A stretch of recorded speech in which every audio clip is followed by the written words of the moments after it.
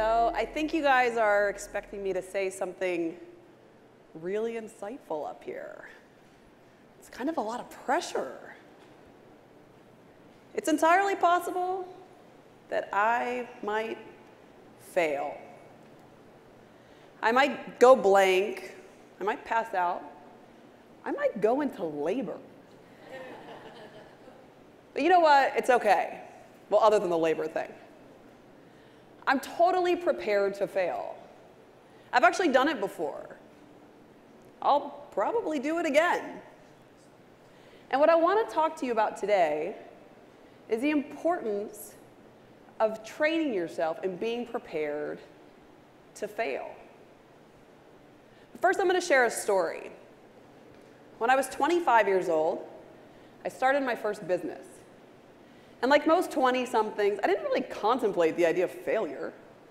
In fact, I was so confident my business was going to be this huge success. I sunk my life savings into it, and I never looked back. I got written up in lots of blogs. I got some great press coverage as this young, up-and-coming, female Hispanic entrepreneur. I spoke publicly of the best aspects of my all too slowly growing business. And I never let on to my friends, not to my family, not even total strangers who I would never see again, that my business was giving me heart palpitations at night.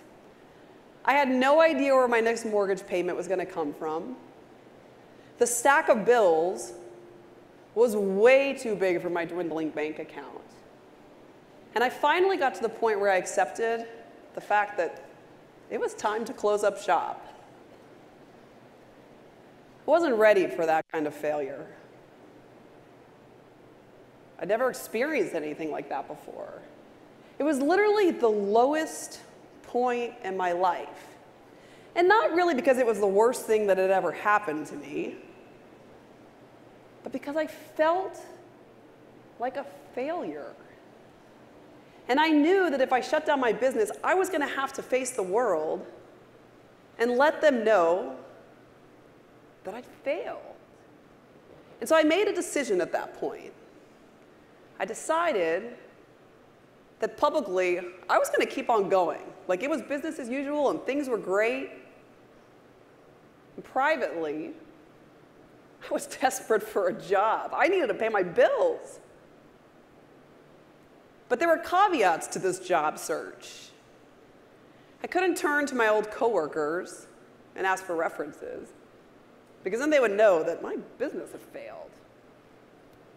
I couldn't tell my friends and see if there were openings at their companies, because then they would know my business had failed. I couldn't even post to my social networks, because then the whole world would know my business had failed.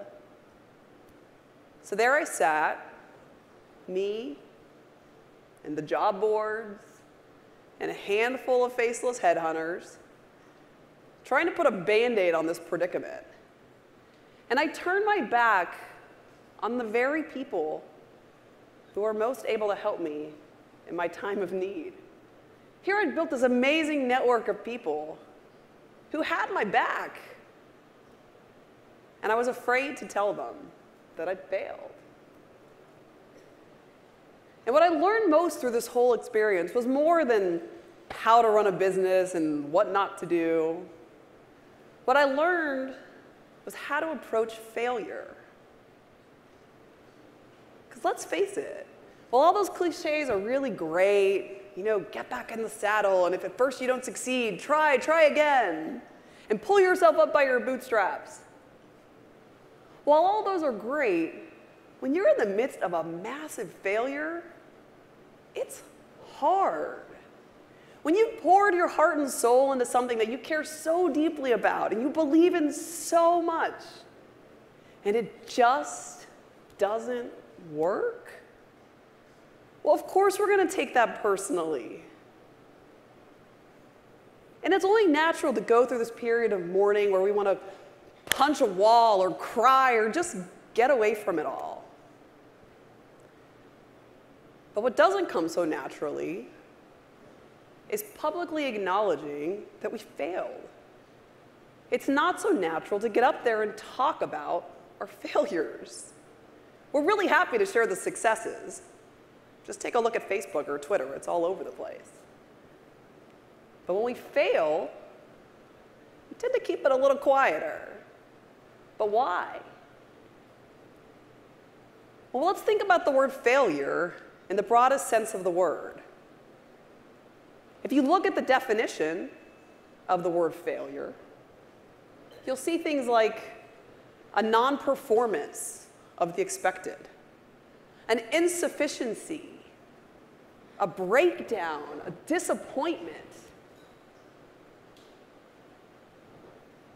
Well, no wonder we feel horrible when we failed. I mean, who wants to be that? But what if we actually started to expect failure? What if we prepared for failure in the same way that we prepare for success? What if we anticipated failure? What if it wasn't this dirty, terrible word and something that we knew was going to happen? It was a natural part of humanity. I mean, we anticipate failure with our bodies. We expect that someday our organs, our muscles, or joints are going to fail us and create a little chaos in our bodies. We expect it with our children. We know that when they're learning and growing, they're going to fail. But with ourselves, with our own personal judgment, with the choices we make, when we fail, we view it as a sign of weakness. We act like failure shouldn't have happened. But what if we really started to anticipate it? What if we planned for it and prepared for it and trained for it? What would that look like? Well, there's this thing called the failure bow, and it's used by acrobats and trapeze artists and improvisational comedians who know that in their line of work, no matter how much they prepare, no matter how hard they try, failure is a given. And when they're up there in the spotlight, they don't have time to waste. They don't have time to dwell on the failure when they mess up or stumble. They've got to bounce back instantaneously. And so what do? They stand up on their stage, they look out to the audience, and they raise their arms, and they acknowledge that they failed. And not only are they gaining strength in that moment from the physical space that they're embracing, but they're also having a moment where they're really connecting with the audience. They're saying, you know what? I just screwed up. And they're gaining our support, and they're taking what could be kind of an awkward situation, and they're moving all of us forward. And every time we publicly acknowledge our own failures and we talk about it and we share it, that's our chance to take that failure bow. It's our chance to say, you know what? I just messed up, and I want you to help me move forward. It's our chance to reach out to our communities, to our networks, and ask for the help that we need so that we can move forward more quickly. And it still might be a little painful and it might hurt a bit, but it gets us going in the right direction just that much faster. And it turns out doing this is actually critical to success. There's this group, the Center for Creative Leadership. They're a global institute. They work with 80 of the Fortune 100 companies. And they did a study. And they looked at leaders who had great potential that was never fulfilled. And when they compared these leaders to leaders who were successful, what they found as the biggest difference between these two groups was their ability to handle mistakes. The leaders who had been derailed tended to hide their problems. They backed away from the spotlight and tried to cover things up while they fixed it, or they shifted the blame, or they got really defensive and just didn't want to talk about it. Whereas the successful leaders overwhelmingly stepped up, took ownership of their mistakes, they admitted it, they talked about it, And then they move forward to fix the problem. There's a great example of this with Moms Rising. It's a million-plus member organization that tackles issues facing women and children and families. And they have what they call a joyful funeral. And because they launch so many campaigns, some of them inevitably fail. And so when they have these funerals, it's their opportunity to put it to rest, to put it out there and let everybody know, you know what, we failed. And instead of pointing fingers and figuring out what went wrong and talking about all the terrible things that just happened, or just forgetting about it and moving on to the next campaign, they're actually emboldening their staffers. They're saying, you know what, you failed, and that's awesome, because you tried something new and unknown that you've never done before. And let's figure out what we can take from this experience, and let's build something bigger and better that might actually succeed. We're progressing at rates faster than ever before. We're accomplishing things that we never even dreamed possible. We're pushing the boundaries of reality daily. And as a result, we're failing more than ever before. So let's change the definition of failure. Let's quit looking at it as an insufficiency, as a breakdown, and let's start looking at it as a natural part of living and growing and trying. Let's anticipate it and plan for it so that we're emotionally prepared for it when it happens.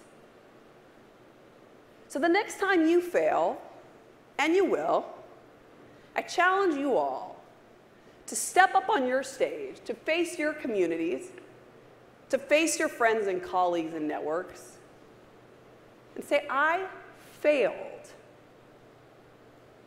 Because every time you say that you failed, you're not only building up your own strength, but you're telling others, it's okay for you to fail too. It's this great common link that we all share. We're all failures. How awesome is that? So please, take your failure bow and congratulate yourselves for trying something new. Because like my husband always says, no se gana, pero se goza. You may not win, but at least you have fun. Thank you.